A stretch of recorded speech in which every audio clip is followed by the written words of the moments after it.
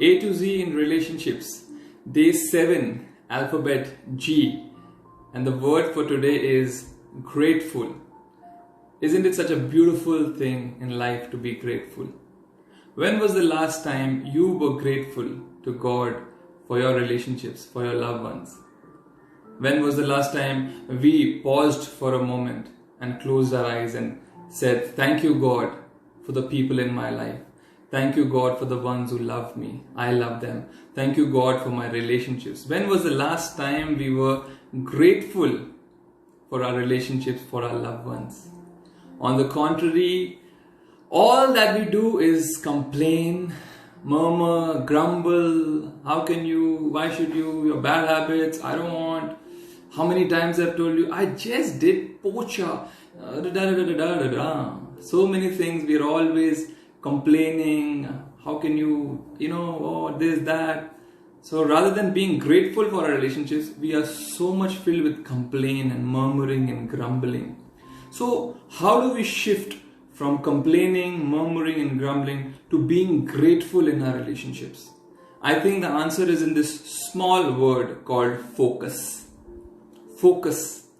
When you focus on something, it's like a microscope. Whatever you focus on, you're enlarging it. You're making it bigger in your life.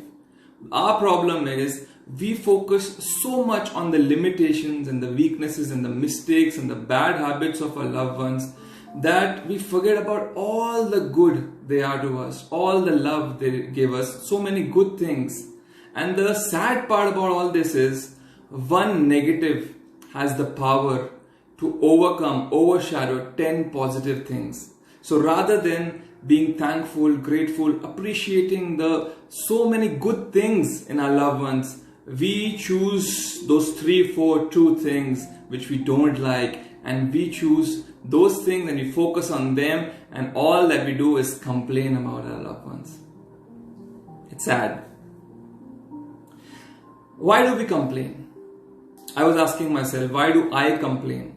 I think all my complaining comes out from a place of being inconvenient. If something goes inconvenient for me, if it's inconvenience, if it's struggle, if it's all about me actually. If things are not going right for me, this is not the way I want it. It's all about my convenience. And when I am in the zone of inconvenience, all that comes out of me is complaining, murmuring, grumbling. There are some people who are praying for a spouse. And here, me and you, we are complaining about our spouse. There are some people who are crying because they don't have children. And here we are complaining about our children. Some people are missing their parents. And here we are fed up of our parents, complaining about our relationships. There's so many people lonely in this world, going in depression, cutting themselves because they have nobody in their life. And here we have so many people, good relationships, people who love us. And what do we do with that? We want to complain about them. The most beautiful thing according to me in life, everything is good. Your career boost, your finances, you're going to some place like Switzerland or beaches, having a good time. But according to me, the most beautiful thing in life is having someone you love, is having someone who loves you, is having people in your life who genuinely loves you and you love them and there's no strings attached. That is the most beautiful thing according to me in relationships. And all that we do is complain. Why can't we start appreciating? If I ask you to make a list of the things you don't like about your loved ones, you will give me 4 pages. But if I tell you, write something that you appreciate about your loved ones, you will say, give me a couple of days, I need to think over it. I don't know, there's so many things, but I don't know, nothing is coming in my mind. Start appreciating your loved ones. Start being thankful. When was the last time you said thank you to your loved ones? When was the last time you said thank you for serving me? Thank you for loving me. Thank you. When was the last time we appreciated our loved ones? Please, I really request you with all my heart. God has blessed you. Other people who are out of your relationship, they come and tell you, you're so lucky, you're so blessed, you have so and so in your life. And you're like, yeah, tell me about it. You don't know what I have to go through. And their list is there. 10, 12, 15, 20 good things we forget because our focus is on those 3, 4 bad habits and mistakes that they make. Please value your loved ones. Enjoy them rather than finding fault and poking them for everything and anything. They are a blessing to you.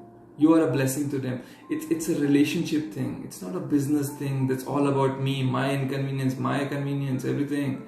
Don't do it. Start appreciating them. Start loving them for who they are. Start valuing them. Start telling God. If you just start this small exercise of gratitude, just thank God every day for the people in your life. Just start thanking and appreciating your spouse, your children, your parents, and brother, sister, whoever is around you. Start saying thank you. And you'll see, you'll shift your focus from their limitations and weaknesses and negatives. And you'll shift it to their positive and the good things. And then you'll start noticing they have so many good things.